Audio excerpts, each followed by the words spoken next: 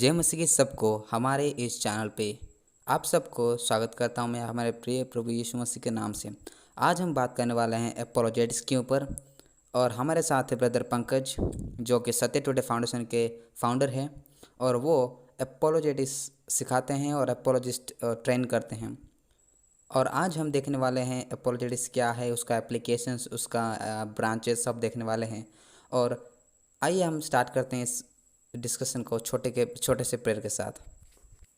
खुदावंद आपका हम धन्यवाद देते हैं प्रभु जी इस समय के लिए। और प्रभु जी हम धन्यवाद देते हैं ब्रदर पंकज जो कि आए हैं प्रभु जी इंटरव्यू देने के लिए। प्रभु जी मुझे पूछने सवाल और उनका जवाब देने में हमें मदद करे प्रभु जी, हम दोनों को प्रभु जी, और जो सुन रहे हैं प्रभु जी उनको भी आशीषित कीजिए प्रभु जी, ताकि वो सीखे और दूसरों को भी सिखा सके प्रभु जी। प्रभु जी इस छोटे प्रार्थना को आपके प्रिय पुत्र यीशु मसीह के नाम से मांगते हैं प्रभु। तो हमारा जो पहला सवाल है ब्रदर पंकज से कि एपोलोजेटिक्स क्या है, क्या ये बिब्लिकल है या नहीं? एपोलोजेटिक्स जिसका अगर हम तर्जुमा करें हिंदी में इस प्रकार कर सकते हैं कि धर्म प्रमाण शास्त्र। आज मैं सोच रहा था और एक वर्ड मसीह प्रमाण शास्त्र। अपोलोजेटिक्स या धर्म प्रमाण शास्त्र बेसिकली क्या है कि अपोलोजेटिक्स का मतलब है कि आप लोगों को जवाब देते हो, प्रत्युत्तर देते हो। जब लोग मसीह विश्वास के ऊपर प्रश्न करते हैं, मसीह विश्वास के संदर्भ में उनको वो एक्यूजेशंस लगाते हैं, तब उन्हें उनके जो भी एक्यूजेशंस है, जो भी उनके क्वेश्चंस है, उसके हम जवाब देते हैं। तो अपोलोजेटिक्स जो है वो हम लोगों ने खुद ने बनाया हुआ कुछ शास्त्र नहीं है, लेकिन बाइबल के अंदर हम देखते हैं कि बाइबल खुद हमें अपोलोजेटिक्स करने के लिए हमें प्रेरित करता है और हमें करने के लिए वो प्रमोट करता है। जैसे कि हम देखते हैं कि पहला पत्रस 3 अध्याय 15वीं और 16वीं आयत में हम देखते हैं कि वहां लिखा है कि आप यीशु मसीह को अपने प्रभु के तौर पर मानो, ग्रहण करो, और जो आशा आप अपने दिल में रखते हो, उस आशा के संदर्भ में जो कोई भी व्यक्ति जो है वह कोई भी प्रश्न पूछता है तो उसके प्रश्नों का जवाब देने के लिए हमेशा, प्रत्युत्तर देने के लिए हमेशा तैयार रहो। तो जो हिंदी में प्रत्युत्तर देना है वो ग्रीक में अपोलोगिया शब्द है, जिस शब्द के ऊपर से अपोलोजेटिक शब्द आता है। ओके सर, और जो मेरा अभी नेक्स्ट क्वेश्चन है, क्या एपोलोजेटिक्स में ब्रांचेस है? एपोलोजेटिक्स में क्या ब्रांचेस है, और वो ब्रांचेस है तो वो क्या क्या है? इसमें अगर उसके जो अलग अलग ब्रांचेस के बारे में हम देखें तो आज अपोलोजेटिक्स में एक ब्रांच है जिसको कहा जाता है क्लासिकल अपोलोजेटिक्स। दूसरा ब्रांच कहा जाता है एविडेंशियल अपोलोजेटिक्स। तीसरा है प्रिसपोजिशनल अपोलोजेटिक्स। और अभी नैरेटिव अपोलोजेटिक्स भी, नैरेटिव अपोलोजेटिक्स के तौर पर भी एक ब्रांच पाई जाती है। तो जब हम भिन्न भिन्न जिस ब्रांचों के बारे में बात करते हैं, तब जो मैंने पहले कहा कि क्लासिकल अपोलोजेटिक्स, एक क्लासिकल अपोलोजेटिक्स क्या है, उसमें बेसिकली मूल तौर पर उसमें दो स्टेप के अप्रोचेस है, टू स्टेप अप्रोच है। टू स्टेप अप्रोच उसमें ऐसा है कि पहले जो क्लासिक अपोलोजेटिक्स में क्या करते हैं लोग, कि पहले जो है वो परमेश्वर के अस्तित्व को, परमेश्वर है कि नहीं उसके अस्तित्व के बारे में एविडेंस साइंस में से और फिलोसॉफी में से देकर पहले ये परमेश्वर है कि नहीं उसके अस्तित्व को साबित करने के लिए करते हैं। और वो परमेश्वर अगर है तो उसका नेचर क्या है, वो व्यक्तिगत है या अव्यक्तिगत है।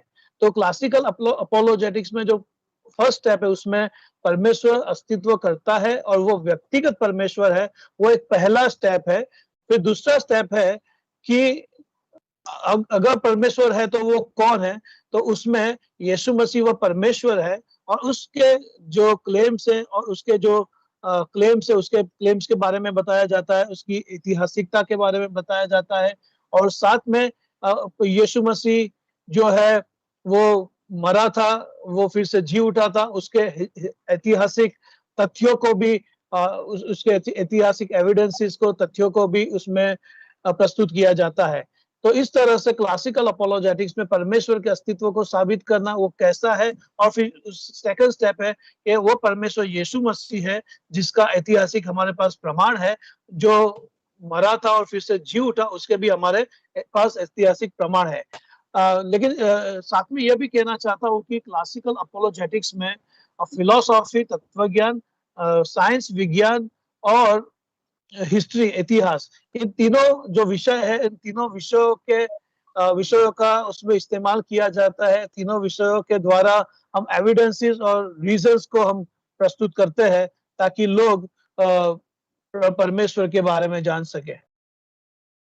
है वो है एविडेंशियल अपोलोजेटिक्स। एविडेंशियल अपोलोजेटिक्स के अंदर हम यह देखते हैं कि वहां पर जो क्लासिकल अपोलोजेटिक्स में जो पहला कदम है, उस कदम को नहीं लेते हैं। वो सीधा एविडेंसेस के यीशु मसीह के हिस्ट्री में होने के जो एविडेंसेस है उसका प्रस्तुत किया जाता है। वो मरे थे उसके बारे में एविडेंसेस को प्रस्तुत किया जाता है, और बाद में वो जी उठे उसके बारे में उसके एविडेंसेस को प्रस्तुत किया जाता है। और साथ में जो बाइबल है वो परमेश्वर का वचन है, उसके हिस्टोरिकल एविडेंसेस को प्रस्तुत किया जाता है। तो इस तरह हम देखते हैं कि क्लासिकल और एविडेंशियल अपोलोजेटिक्स में क्या भिन्नता पाई जाती है। तीसरा जो है वो प्रीसपोजिशनल अपोलोजेटिक्स है। प्रीसपोजिशनल अपोलोजेटिक्स में मूल स्वरूप में बेसिकली क्या होता है कि प्रीसपोजिशनल अपोलोजेटिक्स का जो अप्रोच है, जो मेथड है, उसमें लोग रीजन मतलब कारण देना, कि फिलोसॉफिकल रीजंस देना, हिस्टोरिकल रीजंस देना, उधर से शुरुआत नहीं करते हैं। वो लोग क्या करते हैं कि बाइबल से शुरुआत करते हैं। वो लोग ऐसा सोचते हैं कि रीजन का इस्तेमाल हम शुरुआत से करेंगे तो लोग प्रभु के पास आ नहीं सकेंगे, क्योंकि रीजन जो है वो पतित हो चुकी है, ऐसा उनका मानना है। तो इसीलिए वो लोग ऐसा सोचते हैं कि हमें सीधा हमें जब लोगों से अप्रोच करते हैं तो बाइबल को ही अपना उसको खुदा का कलाम है, वचन है, उसकी पूर्व धारणा के साथ ही लोगों के साथ हमें रीजन करना है, लोगों को प्रभु के पास लाना है और लोगों को एविडेंसेस देना है। तो उसमें रीजन को कम महत्व दिया जाता है और बाइबल को ज्यादा महत्व दिया जाता है। और जब हम रीजन की बात करते हैं तो ऐसा नहीं है कि हम बाइबल को महत्व नहीं देते, हम शुरुआत रीजन से करते हैं और बाइबल के ऊपर आते हैं। लेकिन प्रीसपोजिशनल अपोलोजेटिक्स में बाइबल से शुरुआत होता है और बाइबल के आधारित ही रीजन दिए जाते हैं। तो इस तरह हम देखते हैं कि तीन जो मुख्य मेथोडोलॉजी है अपोलोजेटिक्स में, वो हम उसमें देखते हैं। साथ में भी नैरेटिव अपोलोजेटिक्स, जिसे जिसके अंदर जो बाइबल की जो नैरेटिव स्टोरी है उसको प्रस्तुत करके लोग खुदा का जो वचन है उसको एक्सप्लेन करते हैं, और साथ में किस तरह से उस नैरेटिव के आधार पर हम खुदा से रिश्ता बना सकते हैं, उससे उसका अनुभव कर सकते हैं। उस बारे में नैरेटिव अपोलोजेटिक्स का महत्व, उस तरह नैरेटिव अपोलोजेटिक्स का अप्रोच हम देख सकते हैं। Okay, thank you very much sir. मेरा जो अभी तीसरा क्वेश्चन है वो एप्लीकेशन से, किस तरह से हम उसको प्रोजेक्ट्स में हम यूज कर सकते हैं अपने घर परिवार में, चर्चेस में, तो इसका एप्लीकेशंस क्या है? देखिए, जब हम बात करते हैं किस तरह से हमें अपने घर परिवार में इस्तेमाल कर सकते हैं, एक तो यह एक मुद्दा है, और दूसरा किस तरह से हम बाहर वालों के साथ हम उसका एप्लीकेशन कर सकते हैं। एक चीज हमको पहले समझना है मसीह होने के नाते, वह यह है कि जो मसीह विश्वास है, जब हम मसीह होने के तौर पर जब हम विश्वास की बात करते हैं, तब एक चीज हमें यह समझना है कि जो विश्वास शब्द है, वो विश्वास बाइबल के अनुसार वो वो एविडेंस बिना वाला विश्वास नहीं है, वो रीजन बिना वाला विश्वास नहीं है। बाइबल का जो विश्वास है वो रीजन बेस्ड है, एविडेंस बेस्ड है, यानी कि वो कारणों के ऊपर आधारित है और वो पुरावों के ऊपर, सबूतों के ऊपर आधारित है। यानी जैसे कि पौलुस कहता है कि अगर मसीह उठा नहीं है तो हमारा जो विश्वास है वो व्यर्थ है, राइट। लेकिन वो कहने के तत्पश्चात हम देखते हैं कि पौलुस जो है वो सबूतों की पेशगी करता है, जैसे कि वो कहता है कि मसीह उठा है, और उसकी सबूतों की पेशगी के तौर पर वो कहता है कि पतरस ने देखा, 12 ने देखा, फिर एक साथ 500 लोगों ने देखा, और फिर मैंने भी देखा। इस तरह से जैसे कि कोर्ट के अंदर जो गवाह है, उन गवाहों को प्रस्तुत करके उनकी टेस्टिमनी के आधार पे कोई भी केस का सही है या गलत है, उसका उसका उसका जो निष्कर्ष लाने का जो प्रयत्न करते हैं, उसी तरह से हम देखते हैं कि पौलुस जो है वो उस तरह से विश्वास की परिभाषा विकसित करता है कि जहां पर विश्वास और जो एविडेंस है, जो सबूत है, वो एक दूसरे के खिलाफ नहीं है। विश्वास और कारण देना वो एक दूसरे के खिलाफ नहीं है, लेकिन हमारा जो विश्वास है वो सबूतों के ऊपर और कारणों के ऊपर आधारित है। उस बात को हमें एज अ मसीही समझना है। और इसीलिए एज अ मसीही पहली चीज जो हमें समझनी है और सीखनी है वह यह है कि एक तो हम क्या मानते हैं, व्हाट वी बिलीव, और दूसरा वो क्यों मानते हैं, why we believe. What we believe हम क्या मानते हैं, एंड व्हाई वी बिलीव हम क्यों मानते हैं। यह एक बहुत ही जरूरी बात है हमारे विश्वासी व्यक्ति के जीवन में। एज अ मसीह हमें पता होना चाहिए, जानना होना चाहिए कि क्या बाइबल सही में परमेश्वर का वचन है कि नहीं। उसके लिए हमारे पास ठोस सबूत और ठोस रीजंस होने, ठोस सबूत और ठोस रीजंस होने जरूरी है। अगर नहीं है तो फिर बिना रीजन और बिना एविडेंस, अगर नहीं है बिना रीजन और बिना एविडेंस हम कुछ मानते हैं तो उस आधार पे तो हम कुछ भी मान सकते हैं, और उस आधार पे कोई व्यक्ति कुछ भी मान सकता है, राइट। तो रीजन और एविडेंस एज अ मसीह हमारे विश्वास के बारे में होने वह बहुत ही जरूरी है। और इसीलिए एक मसीह जो शिष्य है वो जब अपोलोजेटिक्स का अध्ययन करता है तो उसके जीवन में अपोलोजेटिक्स बहुत ही महत्वपूर्ण और मदद रूप बनता है। जैसे कि मैं अपना खुद का एक दृष्टांत दूं, एग्जांपल दूं, तो मेरा जो विश्वास यीशु मसीह के ऊपर था वो बाइबल स्टडी के द्वारा आया। लेकिन जब जब मैं प्रभु के वचन में और विश्वास में बढ़ता गया तब तब बहुत सारे सवाल खड़े हुए, बहुत सारे बहुत सारे संदेह भी खड़े हुए। उस समय जब सवाल और संदेह खड़े हुए तब अपोलोजेटिक्स के अध्ययन के द्वारा उन सवालों के जवाब मुझे मिले। उन संदेहों का जो संदेह मेरे मन में उत्पन्न होते थे उन संदेह के जवाब मुझे मिले, और इस कारण मेरा जो विश्वास है वो और मजबूत बना। और इसीलिए मसीह व्यक्ति के लिए बहुत इंपॉर्टेंट है आज के दौर में समझना, जानना, सीखना कि अपोलोजेटिक्स क्या है, उसके विश्वास के कारण क्या है, विश्वास के रीजंस क्या है, विश्वास के सबूत क्या है। और इस तरह हमें सीखना और समझना बहुत ही जरूरी है। वेरी मच सर, बहुत अच्छा एक्सप्लेनेशन था। सर बहुत सारे लोग ये कहते हैं कि हमें अपोलोजेटिक्स में आर्ग्यू करना पड़ेगा, लेकिन यीशु मसीह तो कभी आर्ग्यू नहीं किए। बाइबल कहता है किसी के साथ आर्ग्यू नहीं करना चाहिए। तो और अपोलोजेटिक्स में हमें बहुत सारे समय में आर्ग्यूमेंट करना पड़ता है। तो क्या ये बिब्लिकल है आर्ग्यूमेंट, या अपोलोजेटिक्स में क्या ये एप्लीकेबल है ये चीज?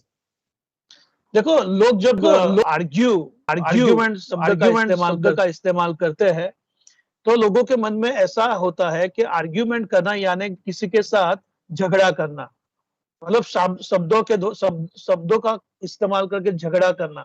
वैसा उनके मन में ऐसा एक गलत सोच है आर्ग्यूमेंट जो वर्ड है उसके बारे में। आर्ग्यूमेंट बेसिकली क्या है वो हमें समझना बहुत ही आवश्यक है। आर्ग्यूमेंट यानी आप जो चीज मानते हो, उस मानने के प्रत्यय, उस मानने के बारे में आप उसके रीजन देते हो, आप उसके कारण देते हो, उसे आर्ग्यूमेंट कहा जाता है। आर्ग्यूमेंट यानी झगड़ा नहीं, लेकिन आप जो मानते हो उसके रीजन देते हो, कारण देते हो, और उसको एक फॉर्मेट में आप एक स्टेप बाय स्टेप आप कारण देते हो, और उस कारण के आधार पर आप जो निष्कर्ष है उस निष्कर्ष को आप लोगों के सामने प्रस्तुत करते हो। यानी आर्ग्यूमेंट जो है वो नॉन बिब्लिकल नहीं है, आर्ग्यूमेंट करना वो बिब्लिकल है। हम देखते हैं यीशु मसीह खुद भी जो है वो लोगों के साथ आर्ग्यूमेंट करते थे।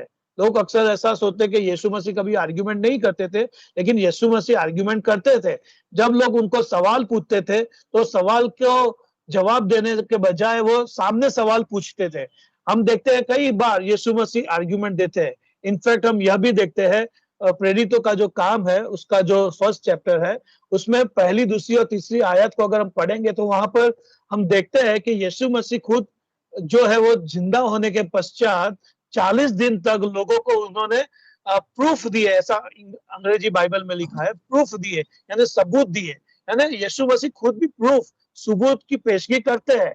तो हम अगर यीशु मसीह के फॉलोवर है तो हम सबूत देते हैं, हम रीजन देते हैं, हम आर्ग्यूमेंट देते हैं कि हम जो चीज मानते हैं वह क्यों मानते हैं। यानी वो आर्ग्यूमेंट देना वचन के खिलाफ नहीं है।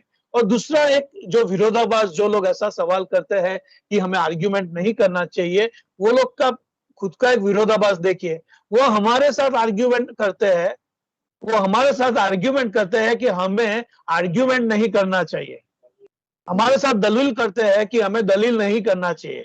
यानी दलील करना वो बाइबल आधारित है। आप दलील करने आप एक मनुष्य होने के नाते आप दलील से भाग नहीं सकते, क्योंकि जो चीज इंसान ऐसा आपको कहता है दलील नहीं करना चाहिए, अगर आप पूछो उसको, सवाल करो कि हमें दलील क्यों नहीं करना चाहिए, हमें दलील क्यों नहीं देनी चाहिए, तो उसके बारे में वो खुद दलील को प्रस्तुत करेगा कि नहीं हमें दलील करनी, वो दलील देगा कि हमें दलील क्यों नहीं करनी चाहिए। तो दलील देना, आर्ग्यूमेंट करना, वो बाइबल आधारित है। Thank you sir very much. मुझे सर कुछ दिन पहले मेरे एक दोस्त फोन किए मुझे, और वो ऐसा पूछ सकते कि God is omnipotent so he does not need defenders, मतलब परमेश्वर सर्वशक्तिमान है, वो डिफेंडर्स नहीं चाहते क्योंकि वो ओमनीपोटेंट है, वो सर्वशक्तिमान है। तो हम क्यों अपोलोजाइज कर रहे हैं? क्या हम ये अपोलोजाइज कर रहे हैं कि परमेश्वर कमजोर है और उसको डिफेंड कर रहे हैं, या कुछ और उसका कुछ और रीजन है हम अपोलोजाइज करते हैं? देखिए, जो लोग ऐसा सोचते हैं कि परमेश्वर ओमनीपोटेंट है और हमें उसे डिफेंड नहीं करना चाहिए, मैं उनको एक पुराने नियम के जो सर्वशक्तिमान है, जो हम पुराने नियम का एक जो वाकया मैं उनके आगे प्रस्तुत करना चाहूंगा। हम देखते हैं कि पुराने नियम के अंदर जो निर्गमन का जो किताब है, एक्सोडस का जो पुस्तक है, उसमें विवरण दिया है कि जो इजरायली लोग थे वह इजिप्ट के अंदर वहां पर गुलाम थे, राइट, वह मिस्र में गुलाम थे। अब परमेश्वर जो है उन गुलामी की जो परिस्थिति है, उस परिस्थिति में से निकालने के लिए परमेश्वर ऐसा कहता है कि मैं जाऊंगा और उन्हें डिलीवर करूंगा, उन्हें निकालूंगा, राइट, बराबर है, मैं जाऊंगा और मैं उनको डिलीवर करूंगा। लेकिन फिर हम क्या देखते हैं कि वो खुद नहीं जाता, वो मूसा को भेजता है ना, वो मूसा को भेजता है और मूसा जाके वहां पर काम करता है, वहां पर जाके परमेश्वर के नाम में चमत्कार करता है। तो यानी कि कहने का मतलब परमेश्वर डिलीवर करने के लिए वो खुद आता है, लेकिन वो मूसा का इस्तेमाल करता है, वो मूसा का इस्तेमाल करता है, राइट। तो हम क्या देखते हैं कि परमेश्वर जो ओमनीपोटेंट है, जो सर्वशक्तिमान है, वो इंसानों का इस्तेमाल करता है हम अब उसके वचनों का डिफेंड करने के लिए। यानी हम जो कर रहे हैं वो हम इसलिए कर रहे हैं कि हम चाहते हैं, इसलिए नहीं, क्योंकि वो परमेश्वर चाहता है हम करें, इसलिए वह कर रहे हैं। और इसीलिए हम देखते हैं कि परमेश्वर ने खुद ने वो वचन को प्रेरित किया, पहला पत्रस 3 अध्याय और 15 और 16वीं आयत, कि भाई हमें लोगों को प्रत्युत्तर देना है। पौलुस खुद जो है, हम देखते हैं कि प्रेरितों का काम 17, 18 और 19वें अध्याय के अंदर हम बार बार ऐसा पढ़ते हैं कि पौलुस जो है वो सिनेगोग में, सभा स्थानों में जाता था और वो लोगों के साथ दलील करता था, वो लोगों को सबूत देता था, वो लोगों के साथ आर्ग्यूमेंट करता था। अगर आर्ग्यूमेंट देना, दलील देना, डिफेंस करना अगर गलत, तो पौलुस जो है वो गलत कर रहा था। लेकिन कोई हम ऐसा नहीं कहते कि पौलुस गलत कर रहा था। पौलुस वही कर रहा था जो परमेश्वर के आत्मा ने उसको प्रेरित किया था, और यीशु मसीह के अंदर उसने जो एक मॉडल देखा था, तो पौलुस वही चीज को कर रहा था, कुछ नया नहीं कर रहा था। और इसीलिए सबूत की पेशगी करना, डिफेंस देना, वो परमेश्वर चाहता है कि हम करें। परमेश्वर चाहता है कि हम करें। क्यों चाहता है? कि एक चीज वह है कि परमेश्वर ने हमें उसकी प्रतिमा और स्वरूप में बनाया है, और इसी कारण हमें तर्क देना, हम में तर्क शक्ति है, बुद्धि शक्ति पाई जाती है, और वो तर्क शक्ति और बुद्धि शक्ति परमेश्वर ने हमें इसलिए दी है कि हम उसका इस्तेमाल करें। अगर उस तर्क शक्ति को, बुद्धि शक्ति का इस्तेमाल हम पढ़ने के लिए करते हैं, तो उसका इस्तेमाल हम क्यों अपने विश्वास को पेश करने के लिए और डिफेंड करने के लिए क्यों नहीं करनी चाहिए? करनी ही चाहिए, क्योंकि परमेश्वर ने हमें दी है और हमें उसका इस्तेमाल करना है। देखिए, हम एक चीज को हमें समझना है कि जब हम रीजंस और एविडेंस देते हैं, तो हम ये रीजन और एविडेंस को परमेश्वर एक टूल के हिसाब से उसका इस्तेमाल करता है। जैसे परमेश्वर एक व्यक्ति का इस्तेमाल करता है, जो व्यक्ति का जीवन परिवर्तन है हुआ है, उसकी गवाही का इस्तेमाल करता है। कई बार परमेश्वर जो है वो चंगाई और छुटकारे के जरिए, चंगाई और छुटकारे का जो माध्यम है उसके द्वारा भी लोगों को कन्विंस करता है। तो परमेश्वर अलग अलग भिन्न जो तौर तरीके हैं उसका इस्तेमाल करता है, और उस तौर तरीकों के द्वारा लोगों को कन्विंस करता है। तो इन तौर तरीकों में एक तौर तरीका यह भी है कि अपोलोजेटिक्स करना, धर्म प्रमाण शास्त्र करना, रीजंस देना, एविडेंस देना, आर्ग्यूमेंट करना, यह सारे एक प्रकार के मेथड्स है, तौर तरीके हैं, रीत है जिसका खुदा परमेश्वर इस्तेमाल करता है लोगों को अपने पास लाने के लिए। तो हम ऐसा नहीं कहते कि हमारे एविडेंस की वजह से उनका कन्वर्जन होता है। एविडेंस और रीजंस के द्वारा हम लोगों को स्पष्टीकरण देते हैं, हम लोगों के जवाब देते हैं। लेकिन परमेश्वर का पवित्र आत्मा जो है वो इनर ट्रांसफॉर्मेशन मतलब आंतरिक परिवर्तन वो पवित्र आत्मा देता है। तो इस तरह हम सिर्फ इसका इस्तेमाल करते हैं। जी, थैंक यू सर, बहुत अच्छा एक्सप्लेनेशन था। जो मेरा नेक्स्ट क्वेश्चन है ये है कि क्या परमेश्वर कहता है कि वो प्रेमी है, तो हमें कहता है कि वो तुम अपने पड़ोसी से अपने समान से प्रेम करो। क्या परमेश्वर खुद एक एपोलॉजिस्ट है? क्या वो हमें एपोलॉजिस्ट करने के लिए कह रहा है? क्या खुद परमेश्वर एक एपोलॉजिस्ट है? अगर हम पुराने नियम के ओर गौर करें तो यशाया नबी की किताब में परमेश्वर खुद कहता है लोगों को कि आओ मेरे साथ वाद विवाद करो, कम लेट अस रीजन टुगेदर। यानी परमेश्वर खुद लोगों को प्रोत्साहित करता है कि मेरे साथ आकर आप वाद विवाद करो। यानी वाद विवाद करना, रीजन करना, वो परमेश्वर खुद ऐसा उनको प्रोत्साहित करता है। वो क्यों करता है? क्योंकि हमको, जैसे मैंने कहा पहले, कि हमको परमेश्वर ने उसकी प्रतिमा स्वरूप में बनाया है। परमेश्वर जो है वो बुद्धि का प्रभु है, वो ज्ञान का प्रभु है, वो तर्क का प्रभु है, क्योंकि बुद्धि में इसलिए पाई जाती है क्योंकि हम उसकी प्रतिमा में बने हैं। और इसलिए परमेश्वर चाहता है कि हम उसका इस्तेमाल करें। और परमेश्वर खुद भी पुराने नियम में अपने बारे में जो डिफेंस देता है वो अक्सर देखते हैं कि चमत्कारों के जरिए वो डिफेंड करता है कि वो है। प्रोफेसिस के द्वारा वो डिफेंड करता है कि वो है।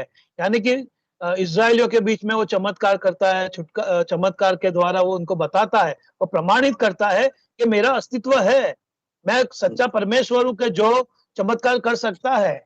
और साथ में वो परमेश्वर पुराने नियम में वह भी देखते हैं, वो कहता है कि ऐसा कोई परमेश्वर है जो भविष्य के बारे में बताए और उसके हिसाब से वो चीज पूरी हो जाए, ऐसा कोई है? यानी कि वो खुद लोगों को चैलेंज करता है कि मैं ऐसा परमेश्वर हूं जो भविष्य वचन कहता है और उस भविष्य वचन के हिसाब से चीजें होती है। यानी परमेश्वर इस तरह से वो अपोलो एज एन अपोलोजिस्ट, यानी एक अपोलोजिस्ट के तौर पे वो प्रोफेसी का इस्तेमाल करता है, वो मिरेकल्स का इस्तेमाल करता है और उसके उसके द्वारा वो रीजंस देता है। तो हम पुराने नियम में परमेश्वर को वो चीज करते हुए देखते हैं। और वही चीज हम जो परमेश्वर मनुष्य देह स्वरूप में आया, वो यीशु मसीह के स्वरूप में भी हम देखते हैं कि वह लोगों के साथ डिस्कशन करते थे, डिबेट्स करते थे और रीजंस देते थे। उन्होंने खुद कहा कि इस मंदिर को तोड़ दो और मैं तीसरे दिन इसे फिर से खड़ा कर दूंगा। यानी वो जो रिजरेक्शन है, वो पुनरुत्थान है, उसके उसको सबूत के तौर पर यीशु मसीह लोगों को बताते हैं कि भाई मैं सही हूं या गलत। अगर उसको आपको समझना है, जानना है, तो मेरा सबूत यह है कि मेरा जो पुनरुत्थान है वो पुनरुत्थान आधार है कि मेरे जो क्लेम्स है वो सही है या गलत है। तो पुनरुत्थान का प्रकट करने के द्वारा यीशु मसीह सबूत की पेशगी करते हैं। जी, पता चलता है कि परमेश्वर खुद एक एपोलॉजिस्ट है, इसलिए हमें वो एपोलोजाइज करने के लिए कहता है। तो हाँ, परमेश्वर जी जी, जो मेरा अभी नेक्स्ट क्वेश्चन है, इसमें यह है कि हम कैसे एपोलोजाइज करें, इंडिया में कैसे एपोलोजाइज करें? हम देख रहे हैं कि वेस्टर्न वर्ल्ड में बहुत अच्छा एपोलोजाइज कर रहे हैं, क्लासिकल एपोलोजाइज का अप्रोच कर रहे हैं वो। तो हम इंडिया में रह के एपोलोजाइज कैसे करें? और जो बिगिनर से आप उनको कैसे कौन सा सजेशन देंगे कि वो अच्छे से एपोलोजाइज कर पाए इंडिया में? राइट। ये बहुत ही एक अच्छा सवाल है। बहुत साल पहले एक दूसरे मेरे यूएस में एक अच्छे प्रचारक है, उन्होंने ये सवाल पूछा था मुझे कि इंडिया में कैसे अपोलोजेटिक्स किया जाए। अभी जब इंडिया जो राष्ट्र है, जो भारत, जो हमारा देश है, वह एक बहुत अद्भुत देश है। और यह एक अद्भुत ऐसा देश है क्योंकि भारत के लोग जो है वो धार्मिक लोग है, वो रिलीजियस लोग है, वो ईश्वर और परमेश्वर के अस्तित्व को स्वीकारते हैं। यानी हम क्या देखते हैं कि अगर हम वेस्टर्न वर्ल्ड के जो पश्चिमी राष्ट्र है और जो हम भारत की जब हम बात करते हैं, तो पश्चिमी राष्ट्र के अंदर क्या है कि वहां पर नास्तिकवाद जो है वो फल फूल रहा है। यानी वहां के लोग क्या है कि परमेश्वर के अस्तित्व को पहले तो स्वीकार करते नहीं है। तो वहां पर वेस्टर्न अपोलॉजिस्ट पहले क्या करते हैं कि परमेश्वर है उसके बारे में पहले परमेश्वर के अस्तित्व के प्रमाण देकर परमेश्वर के अस्तित्व को पहले तो वो साबित करते हैं कि परमेश्वर का अस्तित्व है। और इसीलिए वहां पर क्लासिकल अपोलोजेटिक्स का जो कदम है, स्टेप्स है, उसका इस्तेमाल करके वहां पर परमेश्वर के अस्तित्व के साथ शुरुआत करके फिर वो परमेश्वर कौन है, कैसा है, उसका नेक्स्ट स्टेप में वो बात करते हैं। लेकिन वहां पर परमेश्वर के अस्तित्व को पहले तो साबित करना पड़ता है। देखिए, एक प्रभु के दास थे, वो ऐसा कहते थे कि पश्चिमी राष्ट्र में सवाल यह होता है कि क्या परमेश्वर है, डज गॉड एग्जिस्ट, वहां पर वो क्वेश्चन होता है। लेकिन यहाँ पे इंडिया में क्या है, प्रश्न परमेश्वर है कि नहीं वो प्रश्न नहीं होता है खड़ा, किस परमेश्वर की उपासना में करनी चाहिए, किस परमेश्वर के ऊपर विश्वास करना चाहिए, वहां पर वो सवाल है। और किस तरह का वो सवाल यहाँ पर खड़ा होता है।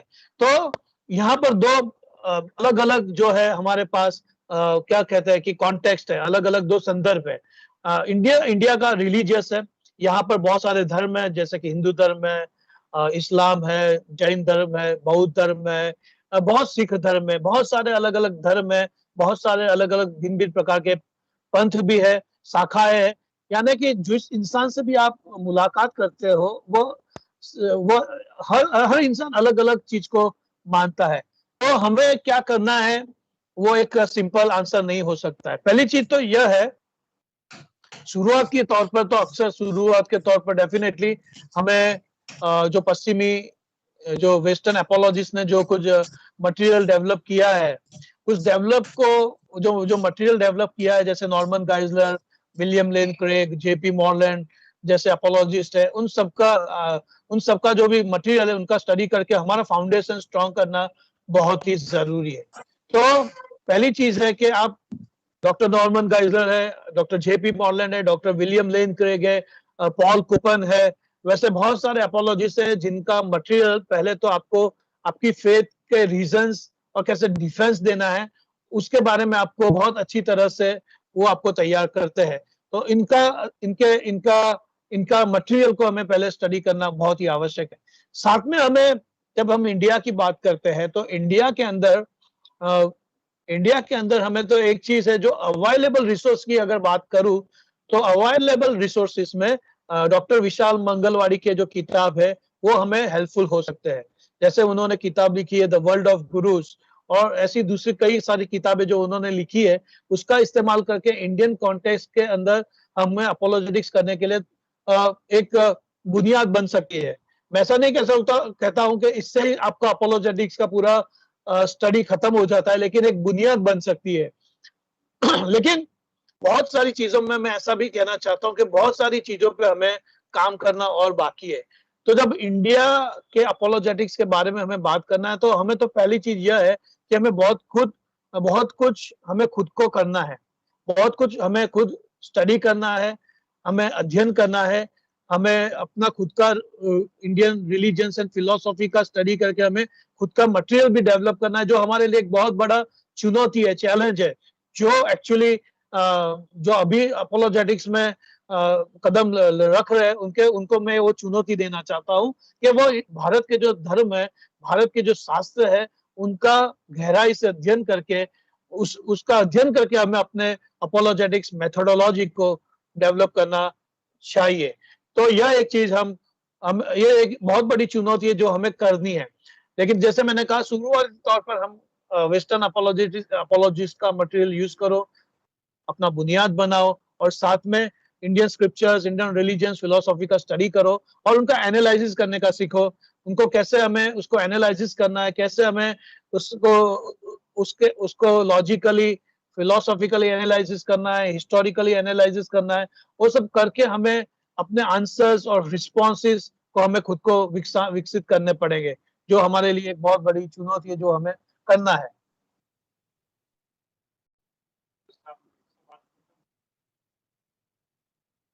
जी, thank you very much sir, बहुत अच्छा रिस्पॉन्स था। मेरा आवाज आ रहा है सर?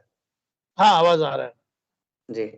मेरा अभी लास्ट क्वेश्चन है, क्या जैसे कि आपने आंसर तो दे ही दिया है उसका, लेकिन ये मेरा लिस्ट में था तो मैं इससे पूछ लेता हूँ।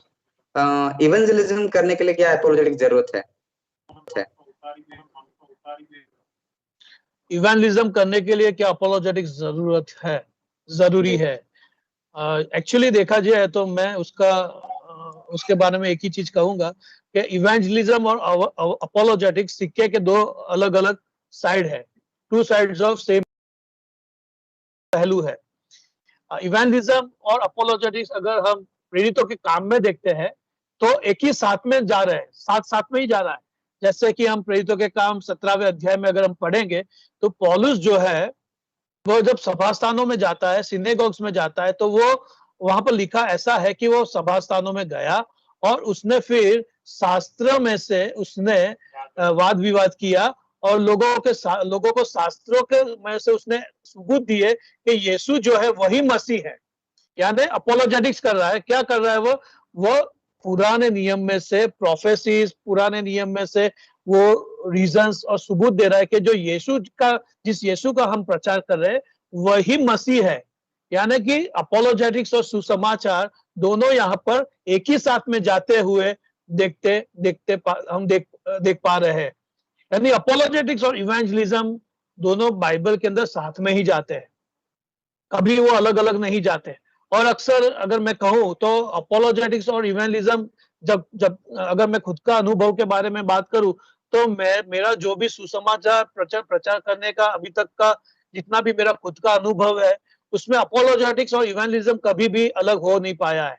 क्योंकि जब जब मैंने लोगों के साथ बातचीत किया है तब तब लोगों ने सवाल किए हैं, उन्होंने कभी ऑब्जेक्शंस दिए हैं, तो हमें उस सवालों को ऑब्जेक्शंस का जवाब तो देना ही है। सब सुसमाचार देते हैं, लेकिन अक्सर कई बार ऐसा भी होता है कि कई बार जो अविश्वासी है उसके साथ कैसे शुरुआत की जाए, कौन से मुद्दे पे बातचीत की जाए। कई बार हम सीधा यीशु मसीह की बात करते हैं तो लोग कई बार वो बात को सुनने के लिए तैयार नहीं होते। तो कई बार हमें ऐसे मुद्दों का इस्तेमाल करना पड़ता है, जो मुद्दे जो हमारे चर्चा के विषय बनते हैं, उन चर्चा के विषय का इस्तेमाल करके हम धीरे धीरे स्टेप वाइज हम लोगों को सुसमाचार की ओर ले जा सकते हैं। जैसे कि बहुत सारे चर्चा के विषय है, जैसे कि सत्य क्या है, क्या मृत्यु के पश्चात जीवन है, या तो फिर अगर मनुष्य है तो मनुष्य के जीवन में पीड़ा और तकलीफ, सफरिंग और पेन क्यों है, या तो जीवन का मतलब क्या है, मीनिंग क्या है। ऐसे बहुत सारे विषय है, मुद्दे हैं जिसके विषय में हम चर्चा कर सकते हैं और उस चर्चा का जरिए फिर हम धीरे धीरे स्टेप वाइज लोगों को सुसमाचार की ओर ले जा सकते हैं। तो सुसमाचार और अपोलोजेटिक्स एक दूसरे के खिलाफ नहीं है, वह एक दूसरे के साथ जुड़े हुए हैं, वह एक दूसरे के साथ में जाते हैं। जैसे कि कहा सिक्के के वह दो पहलू है, तो इस तरह हम उन्हें सेपरेट नहीं करते। जी जी सर, मेरा लास्ट क्वेश्चन था और ये क्वेश्चन है थियोलॉजी के ऊपर। सर, हमारे चर्च में आजकल ये देखा गया है कि थियोलॉजी को ज़्यादा इम्पोर्टेंस नहीं दिया जाता, और कुछ दिनों पहले मैं एक इवेंजलिस्ट से बात कर रहा था, वो बोले थे कि हम लोगों को अभी थियोलॉजी की ज़रूरत नहीं है, इससे किसी का फ़ायदा नहीं होता है, किसी का स्पिरिचुअल लाइफ डेवलप नहीं होता है। तो आप कैसे उसको आंसर करोगे? हो सकता है मैं इसको कट करके अलग से वीडियो करके डालूँ। राइट, यह बहुत इंपॉर्टेंट क्वेश्चन। अक्सर लोग ऐसा सोचते हैं कि थियोलॉजी यानी ईश्वर विज्ञान उसका अध्ययन नहीं करना चाहिए, हमें बस इस यीशु मसीह का ही प्रचार करना चाहिए, थियोलॉजी की आवश्यकता नहीं है। लेकिन मेरा उनसे यह सवाल है, आप जिस यीशु मसीह का प्रचार कर रहे हो वो कौन है? पहले तो क्या वह गुरु है, क्या वो एक नबी है, क्या वो एक एंजल है, या फिर वो ईश्वर है जो मनुष्य बन के आया? आपको पहले स्पष्ट करना पड़ेगा कि ये यीशु कौन चीज है, ये कौन व्यक्ति है। क्योंकि हम अक्सर हम देखते हैं कि यीशु जो व्यक्ति है उसके बारे में बहुत सारे अर्थ है, बहुत सारे उसके बारे में विचार विचार दुनिया में प्रचलित है, लेकिन सही कौन सा है वो हमें समझना जरूरी है। और इसी कारण हमें थियोलॉजी, ईश्वर विद्या का अध्ययन करना आवश्यक है। और एक चीज समझ लो कि जब कोई व्यक्ति को आप पूछो, ऐसा कहता है कि थियोलॉजी का स्टडी नहीं करना चाहिए, आप उससे पूछो कि भाई आप ईश्वर के बारे में, परमेश्वर के बारे में आपका विचार क्या है, आपकी सोच क्या है, राइट। एक तो यह चीज है। फिर आप उसको पूछो कि मनुष्य कौन है, मनुष्य के बारे में आपका विचार क्या है। फिर उसको आप पूछो कि पाप क्या है, पाप के बारे में आपका विचार क्या है। आप उसको पूछो कि उद्धार क्या है, उद्धार के बारे में आपका विचार क्या है। अगर इन सारे प्रश्नों को जब आप उनको पूछते हो और वो जब जवाब देते तो वो क्या कर रहे हैं? वो थियोलॉजी तो कर ही रहे। थियोलॉजी बेसिकली क्या है? स्टडी ऑफ गॉड, परमेश्वर का अध्ययन करना, राइट, और जो वचन में दिया है उसका अध्ययन करना। जब लोग इन सारे सवालों के जवाब देते हैं, वो अपने विचारों को प्रस्तुत करते हैं, तो वो विचार ही मूल स्वरूप में उनकी थियोलॉजी है, वो उनकी ईश्वर विद्या दर्शाती है। तो कहने का मतलब यह है कि ईश्वर विद्या से कोई भी मसीह छूट नहीं सकता, परहेज नहीं कर सकता, भाग नहीं सकता। यह चीज को हमें समझना बहुत ही इंपॉर्टेंट है। और एक चीज यह भी है, जितनी आपकी ईश्वर विद्या स्ट्रांग है, उतना आपका विश्वास भी स्ट्रांग बनेगा। क्यों? क्योंकि आपको पता चलता है कि आप जो मान रहे हो उसका आपका बुनियाद बहुत ही स्ट्रांग है। आपके मन में परमेश्वर के विषय में, मनुष्य के विषय में, यीशु मसीह के विषय में आपके जो विचार है वो स्पष्ट होते, क्लियर होते हैं। आप कुछ भी जाके अनाप शनाप बात फिर नहीं करते हो। आप बहुत ही स्पष्टता पूर्वक, विचार पूर्वक लोगों के साथ आपके जो आपकी जो बिलीफ है उसको आप प्रस्तुत करते हो। तो ईश्वर विद्या बहुत ही मायने रखती है, बहुत ही उसका इम्पोर्टेंट है, उसको हम निग्लेक्ट नहीं कर सकते हैं। ईश्वर विद्या के बिना हम ईश्वर विद्या की समझ के बिना हम एक सिंपल स्टेटमेंट भी परमेश्वर के बारे में नहीं बोल सकते, क्योंकि जिस समय हम एक भी स्टेटमेंट परमेश्वर के बारे में बोलते हैं और या यीशु के बारे में बोलते हैं, तो यह दर्शाती है वो उस व्यक्ति की ईश्वर विद्या उस विषय के बारे में। जी इसी के साथ हमारा Q&A ख़त्म हो गया है और आप सबका धन्यवाद देखने के लिए वीडियो। इसको ज़्यादा से ज़्यादा शेयर कीजिए, कमेंट कीजिए, लाइक कीजिए और ज़्यादा से ज़्यादा चर्चेस में शेयर कीजिए, क्योंकि हमारे चर्चेस में आज एपोलोजेटिक्स का ज़रूरत है और थियोलॉजी का भी ज़रूरत है। थियोलॉजी का इंपॉर्टेंस वो जानना है, एपोलोजेटिक्स का इंपॉर्टेंस क्या है वो जानना है। तो आने वाले दिनों में हम और इज़म्स को डील करेंगे, जैसे कि इस्लाम हो गया, हिंदुज़म हो गया, बुद्धिज़्म हो गया, सारे इज़म्स को अब डील करेंगे। तब तक हमारे साथ जुड़े रहिए, हमारे चैनल को शेयर कीजिए, सब्सक्राइब कीजिए और आप सबको प्रभु आशीषित करें। God bless you.